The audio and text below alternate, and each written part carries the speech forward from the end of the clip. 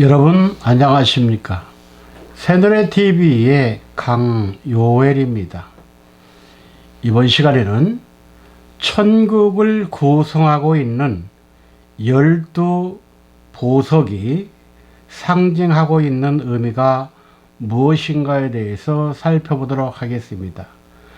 하나님의 말씀은 요한계시록 21장 18절부터 21절까지입니다. 그 성곽은 벼곡으로 쌓였고 그 성은 정금인데 맑은 유리 같더라. 그 성의 성곽의 기초석은 각색 보석으로 꾸몄는데 첫째 기초석은 벼곡이요 둘째는 남보석이요 하면서 12째는 자정이라 그랬습니다.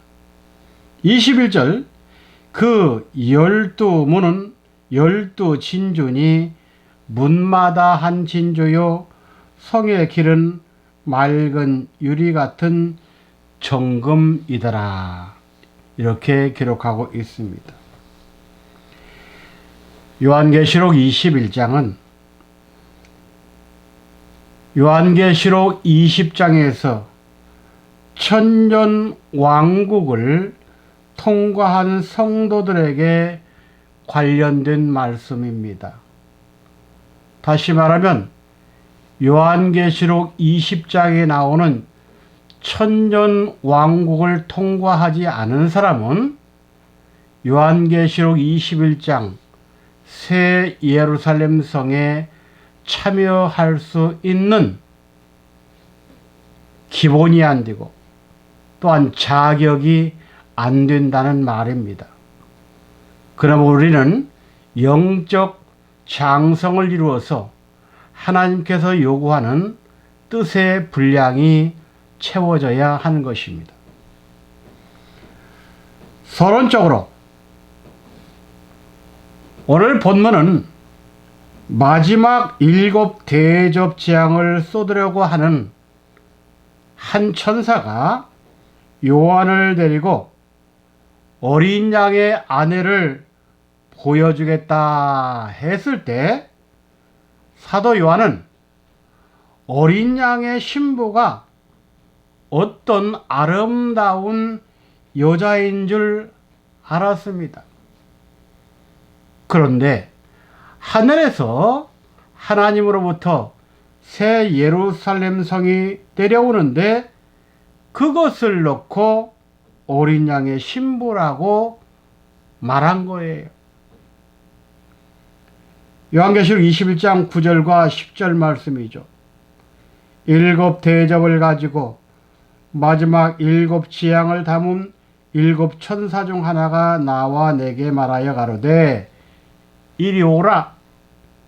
내가 신부 곧 어린 양의 아내를 내게 보이리라 하고 성령으로 나를 데리고 크고 높은 산으로 올라가 하나님께로부터 하늘에서 내려오는 거룩한 성 예루살렘을 보였다 그랬습니다. 사도 바울은 아라비아 사막에서 3년 동안 하나님으로부터 신앙의 높은 차원, 깊은 경지에 들어갔을 때 3층 하늘의 비밀을 알았다고 고린도후서 12장 1절 이하에는 말씀합니다.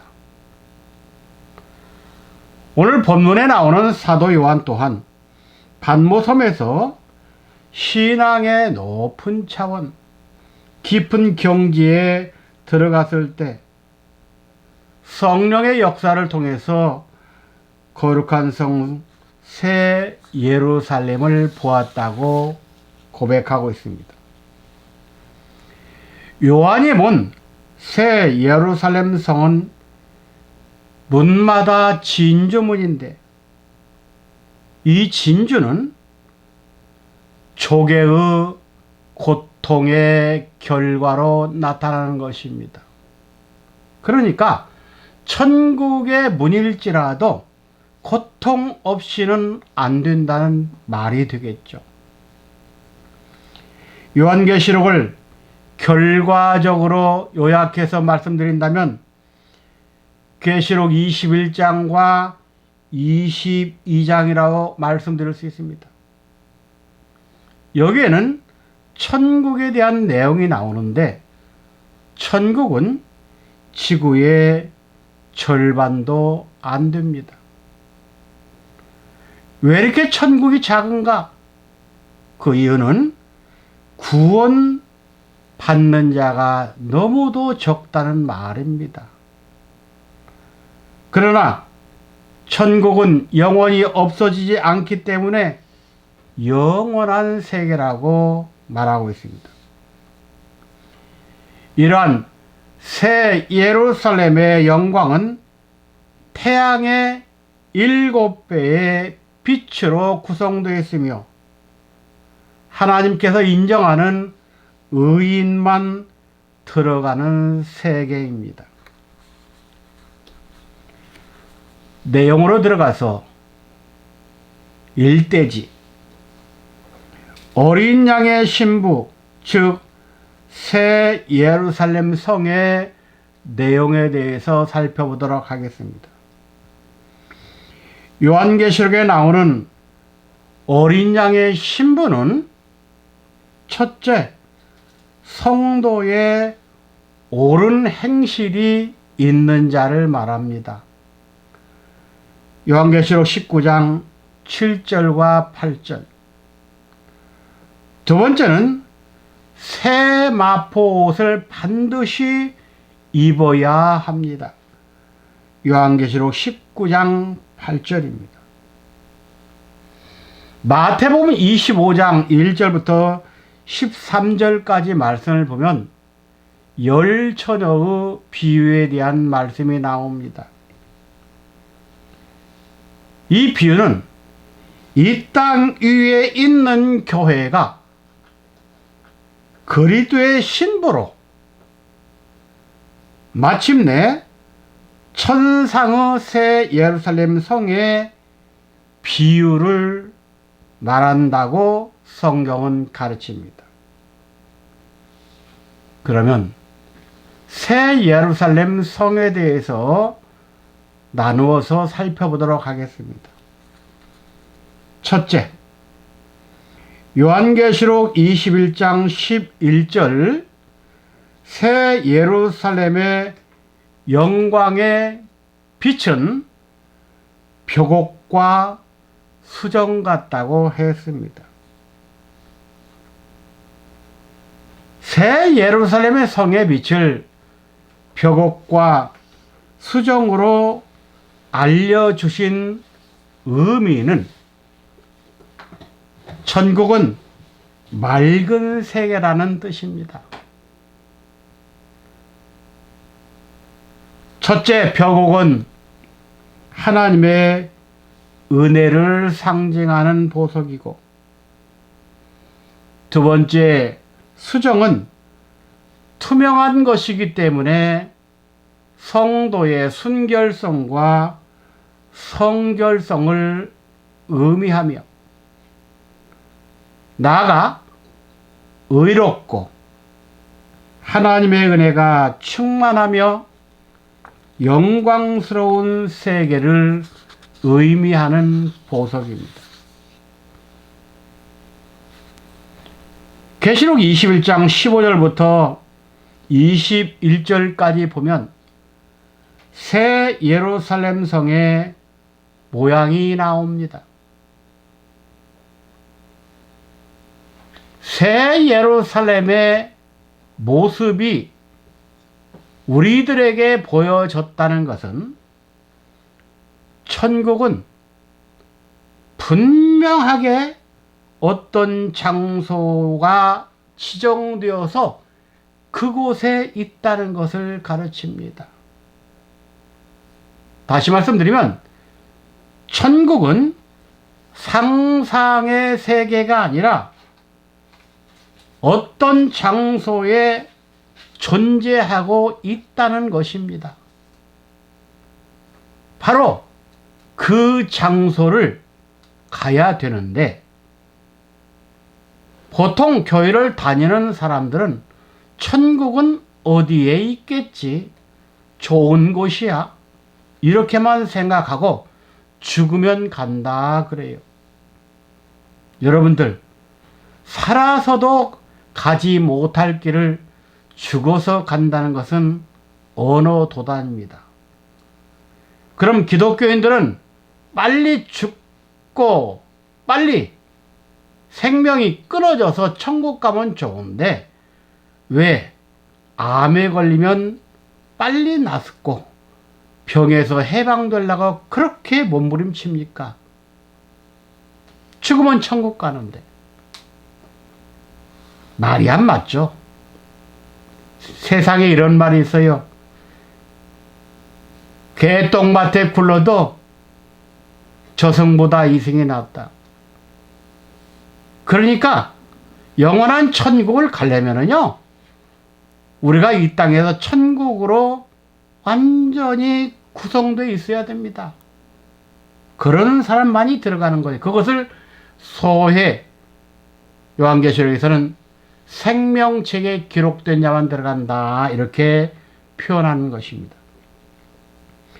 새 예루살렘 성은 12문이 있고 그 문마다 12천사가 지키며,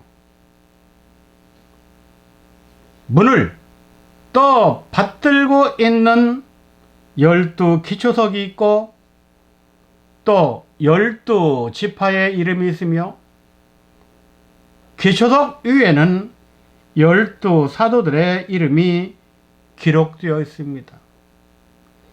다시 말해서 천국은 우리가 자연수로 말하면 12라는 숫자로 구성되어 있음을 알 수가 있습니다. 12수를 간단하게 말씀드리면, 첫째, 이스라엘 나라의 거룩한 숫자입니다. 하여 이스라엘은 12지파로 구성되어 있고, 예수님은 12제자를 선택했고, 천국은 12문, 12기초석, 또 더 나아가서는 하나님과 함께할 보좌는 12보좌라고 성경은 가르치고 있습니다. 이렇게 12수는 이스라엘 나라의 거룩한 숫자입니다. 두 번째로 12수는 완전한 숫자입니다. 어떻게 해서 완전하냐? 12는 이 땅 동서남북을 가르치는 이 땅에 동쪽에 성부와 성자 성령을 상징하는 3수, 또는 하늘을 상징하는 3수, 동쪽의 3, 서쪽의 3, 남쪽의 3, 북쪽의 3, 다 거룩수로 이루어졌기 때문에 3 곱하기 4, 12는 바로 완전한 숫자가 됩니다. 그것도 인간에게 완전한 숫자는 10수지만 하나님 앞에 완전한 수는 12수라는 것을 알 수가 있습니다. 세 번째, 12수는 무한대하고 큰 숫자이라는 것을 의미합니다. 왜? 하늘나라의 수를 12수로 구성되어 있고, 그 12수에서 하나님께서 살아계신 하나님의 인을 칠 때 이스라엘 12지파에서 12 곱하기 1천, 다시 말하면 1만 2천씩 뽑아내서 그 수를 다 모이게 한 것이 14만 4천입니다. 다시 말하면 12 곱하기 12 곱하기 1천이라는 숫자이기 때문에 12는 바로 영원한 천국에 입성할 수 있는 성도들의 숫자이기 때문에 무한대적이요 큰 숫자라는 것을 말합니다. 다시 말해서 천국을 구성하는 상징적인 기본 숫자는 12수가 됩니다. 동서남북 이 땅에서 흠이 없는 자들만 들어갈 수 있는 곳이 바로 천국입니다. 12문에 있는 12천사는 천국을 안내하고 또한 천국에서 구원받은 성도들을 보필하고 종롯하는 자라고 히브리 1장 14절은 말씀하고 있습니다. 12문 위에는 12지파의 이름이 기록되어 있습니다. 이것은 이스라엘의 12지파 사람들이 천국에 들어온다는 말이 아니라 전 세계에서 택함을 입은 신령한 이스라엘, 즉 하나님의 백성 예수 그리스도를 통해 구원받은 성도들의 무리를 가르치는 표현으로, 이것은 생명책에 그 이름이 기록된 성도들이 동서사방에서 몰려온다는 뜻입니다. 두 번째, 요한계시록 21장 14절에는 새 예루살렘의 성곽의 기초석에는 12사도들의 이름이 기록되어 있다고 했습니다. 왜 그렇습니까? 새 예루살렘 성은 12사도들이 복음을 전하여 복음 전함을 받은 사람들이 예루살렘의 시민이 되기 때문에 12사도는 천국 시민을 해산하는 수고를 한 사람들이기 때문입니다. 그래서 새 예루살렘 성은 신구약에 예정된 성도들만 들어가는 곳입니다. 세 번째, 계시록 21장 17절부터 21절까지 말씀을 보면 새 예루살렘 성을 이루고 있는 재료에 대해서 말씀하고 있습니다. 새 예루살렘의 성은 12기초석의 보석들과 성의 정금과 12진주문을 합해서 14가지 종류의 보석으로 꾸며져 있음을 알 수가 있습니다.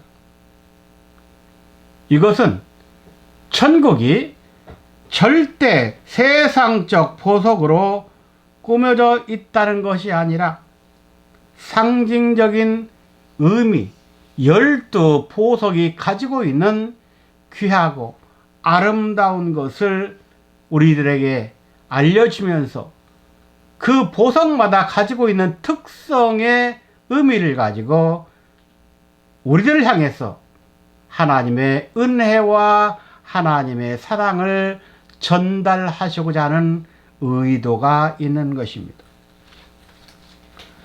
그래서 새 예루살렘 성은 너무나 찬란하고 고귀하고 매력적이며 영광스러운 모습으로 묘사하다 보니 보석으로 표현한 것입니다. 두 번째 대지입니다.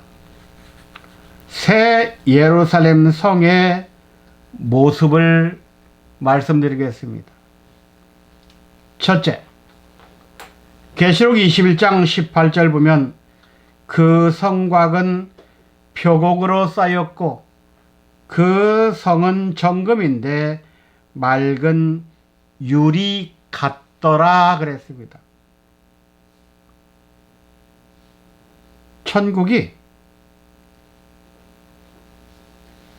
땅을 보니까 표곡으로 쌓여 있고 성을 보니까 모두가 다 정금인데 그 정금은 마치 유리와 같이 투명하더라. 그런데 여기서 유리다, 보석이다 이렇게 말하지 않고 같더라는 표현을 썼습니다.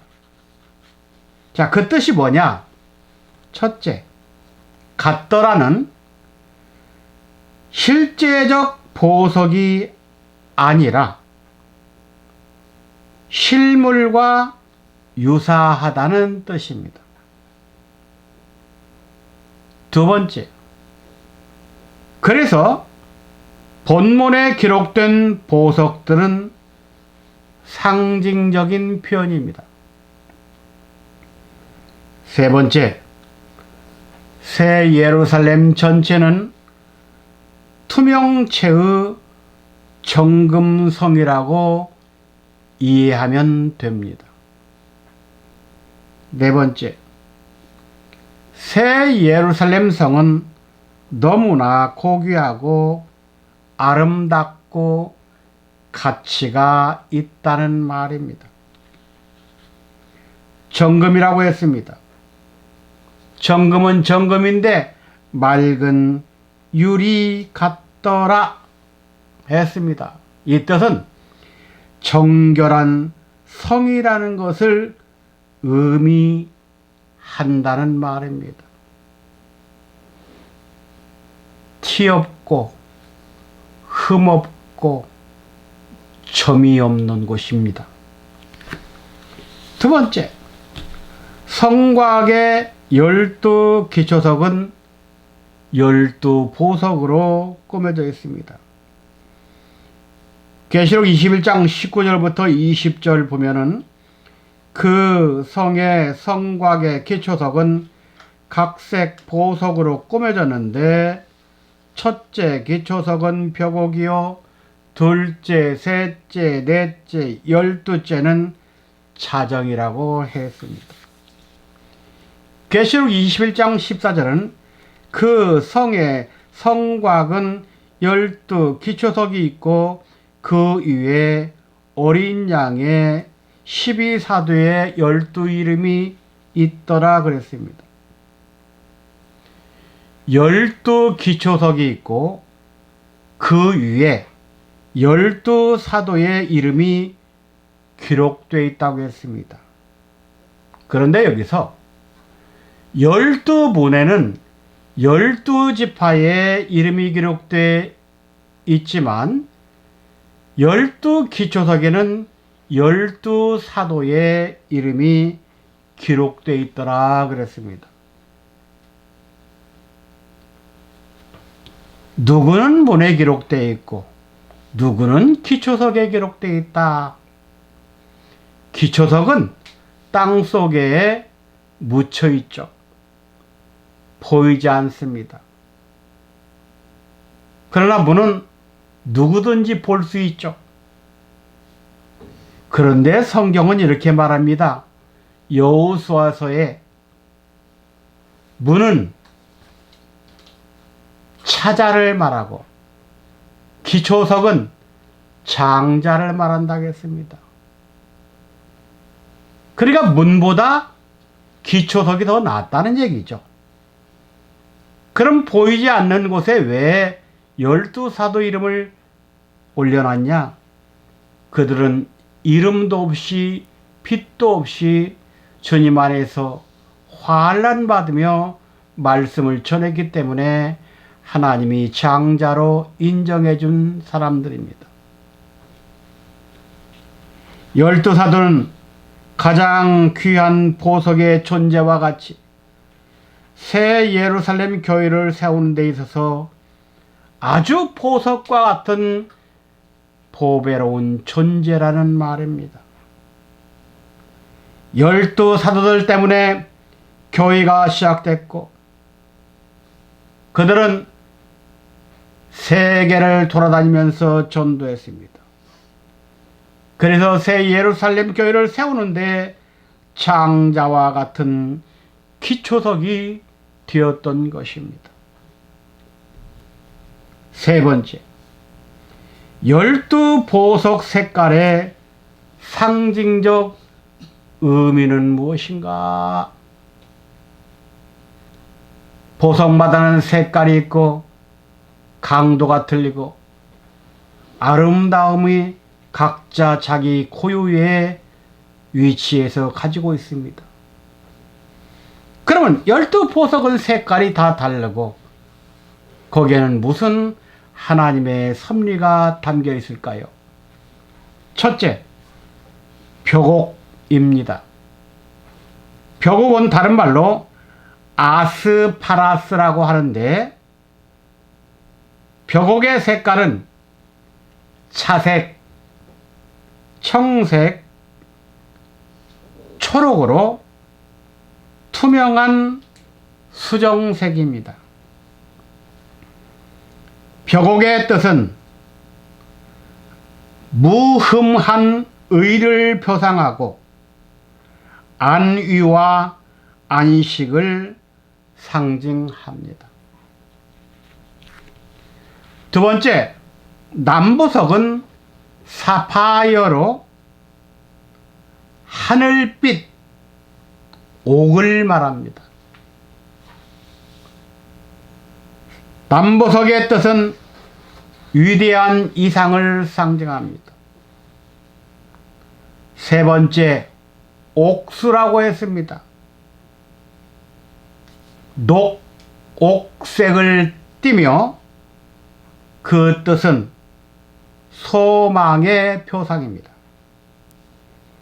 네 번째, 녹보석으로 에메랄드라고도 합니다. 색깔은 순녹색으로 그 뜻은 하나님의 긍휼을 뜻합니다. 다섯 번째, 홍만호입니다. 붉은색 혹은 살색을 띠는 보석으로 그 뜻은 열정과 사랑입니다. 여섯 번째, 홍보석입니다. 붉은색 보석으로 그 뜻은 지식과 명철을 의미합니다. 일곱 번째, 황옥은 금빛으로 그 뜻은 안정을 말합니다. 여덟 번째, 녹옥은 짙은 녹색으로 그 뜻은 소망을 의미합니다. 아홉 번째, 다망옥은 투명한 금빛 황색으로 그 뜻은 안정과 평안을 의미합니다. 열 번째, 비치옥은 엷은 녹색이나 또는 황녹색의 반투명체를 띠고 있는 보석으로 그 뜻은 신뢰와 소망을 의미합니다. 11번째, 청옥은 하늘색인 청색으로 그 뜻은 소망과 생명체를 의미합니다. 마지막으로 12번째, 자정 또는 자수정은 차색으로 그 뜻은 지식과 지혜를 의미합니다.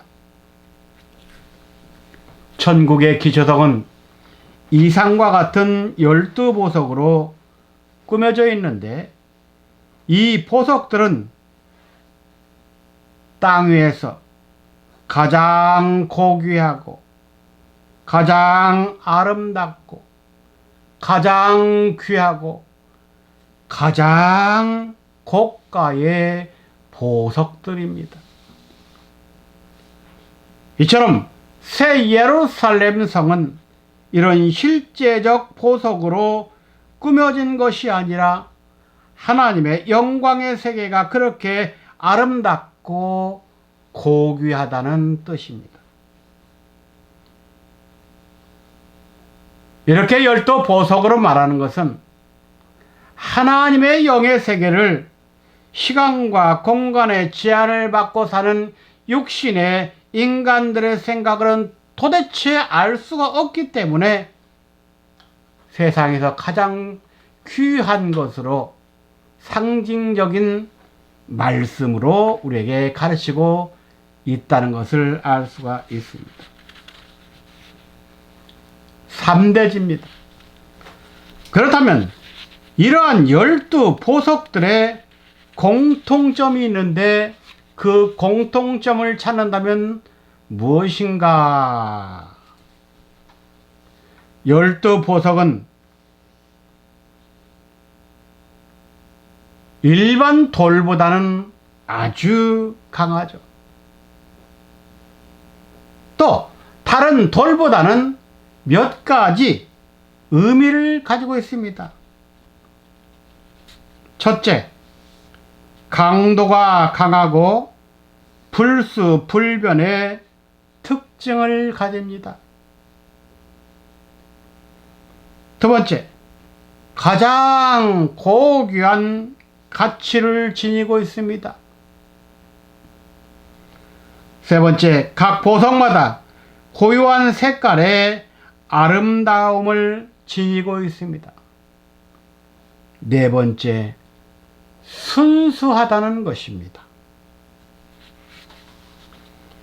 이런 공동점을 찾는다면 이 네 번째 대지에서는 보석의 색깔을 나누어 보면 크게 네 가지로 말할 수 있습니다. 다시 말해서 12보석을 색깔로 나누면 네 가지 색깔로 구분시킬 수 있다는 말입니다. 첫째, 황금색입니다. 황금색은 금황옥과 담황옥으로 황금의 의미는 믿음을 상징합니다. 두 번째, 청색을 가진 보석은 벽옥, 남보석, 옥수, 녹보석, 녹옥, 비치옥, 창옥으로 청색의 보석은 소망을 상징합니다. 세 번째, 붉은색의 보석은 홍만호, 홍보석, 자정으로 이 붉은색은 사랑과 불같은 열정, 진실과 충성을 상징하는 색입니다. 네 번째, 백석으로 구성된 보석은 맑은 유리 같은 수정과 진주입니다. 백색은 순결, 기쁨, 승리의 상징색입니다. 마지막으로 다섯 번째 대지. 이 보석들에게 영적 의미를 부여한다면 첫째, 견고하고 불수불변한다는 것은 믿음을 말합니다. 믿음이 변하면 안 된다는 말이죠. 두 번째, 가장 고귀한 가치를 가졌다고 했습니다. 신앙인의 가장 고귀한 것은 하늘의 소망을 두고 사는 것이기 때문에 소망을 말합니다. 세 번째, 색깔이 아름답다고 했습니다. 이것은 사랑을 의미합니다. 네 번째, 순수하다고 하는 것은 성결을 뜻합니다. 이렇게 보석이 지닌 상징성은 믿음, 소망, 사랑, 성결을 의미합니다. 결론적으로 말씀드리면 새 예루살렘 성을 영적 의미에서 우리가 바라보고 깨닫는다면, 첫째, 새 예루살렘 성은 어린 양의 신부 곧 아내라고 했는데, 마지막 때 믿는 성도가 재림 주님의 아내의 자격을 갖추려면 첫째, 믿음이 있는 자야 된다는 말입니다. 두 번째, 소망을 굳게 잡고 흔들림이 없는 자야 됩니다. 세 번째, 주의 사랑을 가지고 사랑으로 역사해야 된다는 말입니다. 네 번째, 자기 자신을 성결케 하는 자만이 천국에 들어갈 수 있고 어린 양의 아내가 된다는 말입니다. 12보석, 즉 믿음, 소망, 사랑, 성결은 마치 신부가 신랑을 위해 아름답게 꾸미고 화장하고 단장하듯이 새 예루살렘의 천국인 어린 양의 신부는 12보석으로 단장이 완전히 됐을 때만 신부의 자격이 되어 영원한 천국에 입성할 수 있다는 말입니다. 고속사, 마지막 시대를 살아가고 있는 우리들도 신령한 새 예루살렘인 어린 양의 신부가 되기 위해서는 12보석으로 아름답게 단장이 다 완성됐을 때 비로소 주님께서 재림하셔서 우리를 영원한 세계로 이끌어 준다는 것을 오늘 12보석으로 말씀드렸습니다. 감사합니다.